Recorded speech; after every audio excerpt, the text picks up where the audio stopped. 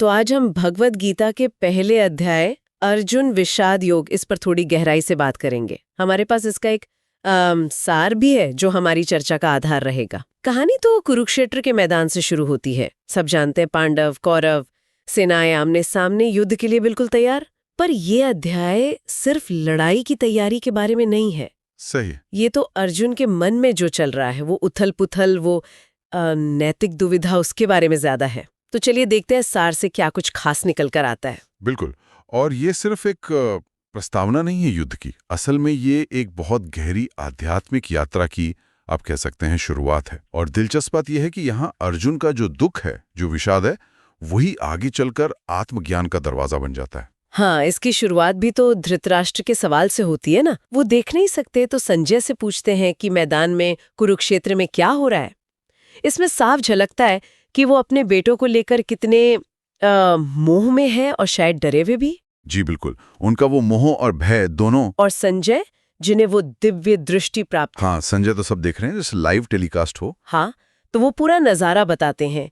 कौन कौन योद्धा हैं, सेनाएं कैसी हैं, भीष्म द्रोण जैसे बड़े बड़े नाम। मतलब माहौल एकदम गंभीर है। और फिर वो क्षण आता है जब अर्जुन, पांडवों के सबसे बड़े योद्धा, वो कृष्ण से कहते हैं, जो उनके सारथी हैं, कि रथ को जरा बीच में ले चलो, दोनों सेनाओं के ठीक बीच में। क्यों? वो देखना चाहते हैं कि सामने कौन है। हाँ, वो साफ साफ देखना चाहते हैं कि आखिर उन्हें लड़ना किन लोगों से है, कौन है वो जो युद्ध के लिए खड़े हैं। और यहीं तो सारी बात पलट जाती है। जैसे वो देखते हैं अपने ही लोग, रिश्तेदार, गुरु, भाई, दोस्त, सब सामने दुश्मन बन के खड़े हैं, उनका तो दिल ही बैठ जाता है। हाँ बिल्कुल।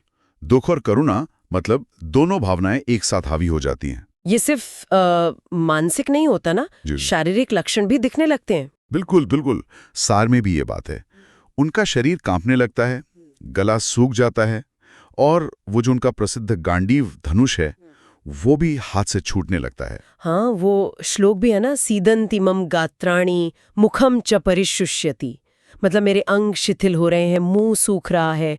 और फिर वो सबसे अहम बात कह देते हैं, न कांक्षे विजयम कृष्ण न च राज्यम सुखानी च, कि हे कृष्ण, मुझे जीत नहीं चाहिए, न राज्य चाहिए न सुख। ये तो पूरी तरह से युद्ध से पीछे हटना हो गया। बिल्कुल। और देखिए, ये सिर्फ एक इमोशनल रिएक्शन नहीं है, इसके पीछे एक गहरा नैतिक संकट है। अर्जुन तर्क भी देते हैं, वो सवाल उठाते हैं कि क्या अपनों को मारकर मिली जीत सही होगी? क्या ऐसे राज्य का कोई फायदा है? हाँ, वो धर्म और अधर्म की बात करते हैं ना। हाँ, उन्हें डर लगता है कि इस युद्ध से कुल का नाश हो जाएगा, परिवार टूटेंगे, जो सदियों पुरानी परंपराएं हैं, जिसे वो कुल धर्म और जाति धर्म कहते हैं, वो सब नष्ट हो जाएंगे। तो ये एक बहुत बड़ा टकराव है उनके मन में। एक तरफ उनका क्षत्रिय धर्म जो कहता है युद्ध करो, और दूसरी तरफ उनका व्यक्तिगत स्नेह, मोह अपने लोगों के प्रति।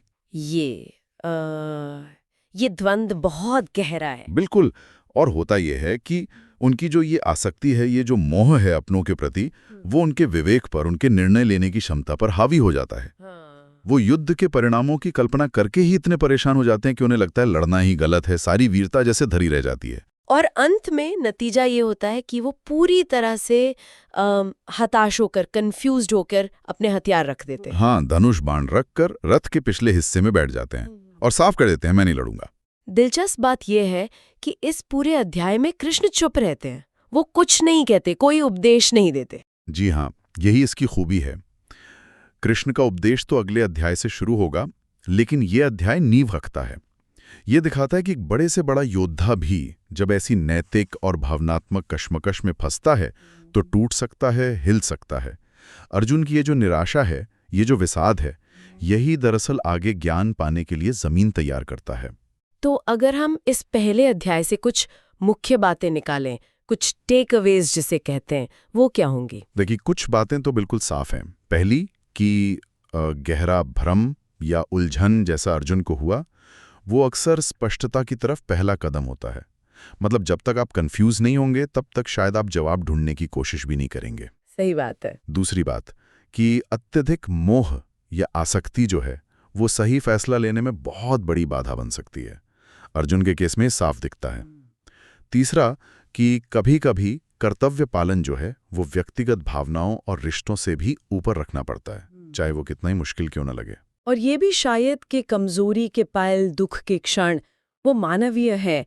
ऐसा नहीं है कि वीर योद्धा कभी कमजोर नहीं पड़ते। हाँ बिल्कुल, ये बहुत स्वाभाविक है। लेकिन ये अध्याय ये भी दिखाता है कि यही पल आत्ममंथन का, बदलाव का एक अवसर भी बन सकते हैं। अर्जुन का ये जो विषाद है, ये व्यर्थ नहीं जाता। ये एक बड़े बदलाव की, एक बड़ी यात्रा की शुरुआत बनता है। अच्छा, एक सवाल मेरे मन में आ रहा है। इसे अर्जुन विषाद योग कहते हैं, तो इसमें योग शब्द क्यों है? योग का मतलब तो हम आमतौर पर ध्यान, आसन, प्राणायाम समझते हैं। यहाँ तो दुख है, विषाद है। हाँ, ये बहुत अच्छा सवाल है। देखिए, गीता के संदर्भ में योग शब्द का अर्थ बहुत व्यापक है। इसका एक मतलब है मार्ग या पथ, एक और मतलब है जुड़ना, परमात्मा से जुड़ना या अपने सच्चे स्वरूप से जुड़ना। तो अर्जुन विषाद योग का मतलब हुआ दुख के द्वारा जुड़ने का मार्ग। अच्छा, दुख के द्वारा जुड़ने का मार्ग। हाँ, मतलब यहाँ अर्जुन का जो गहरा दुख है, उनका जो विषाद है, वही वो रास्ता बन रहा है जो उन्हें आत्मखोज की ओर ले जाएगा। यही दुख उन्हें कृष्ण के उपदेश सुनने और समझने के लिए तैयार करेगा। तो यहाँ दुख कोई रुकावट नहीं, बल्कि एक साधन बन गया, योग का एक माध्यम। वाह! तो मतलब ये हुआ कि हमारी जो भावनाएं हैं, हमारी उलझनें, यहाँ तक कि हमारा दुख भी, ये सब रुकावटें नहीं है, बल्कि ये गहरी समझ पाने के, ये कहिए आध्यात्मिक रास्ते पर आगे बढ़ने के दरवाजे हो सकते हैं। बिल्कुल सही, आपने एकदम सही समझा। ये अध्याय इसी गहरे सत्य की ओर इशारा करता है। और जाते जाते एक विचार शायद हम सबके सोचने के लिए छोड़ सकते हैं। अक्सर ऐसा देखा गया है कि ज्ञान से पहले भ्रम आता है और शांति स्थापित होने से पहले बड़ी उथल-पुथल मचती है। तो क्या यही विकास का आगे बढ़ने का नैसर्गिक नियम है? इस पर सोचा जा सकता है।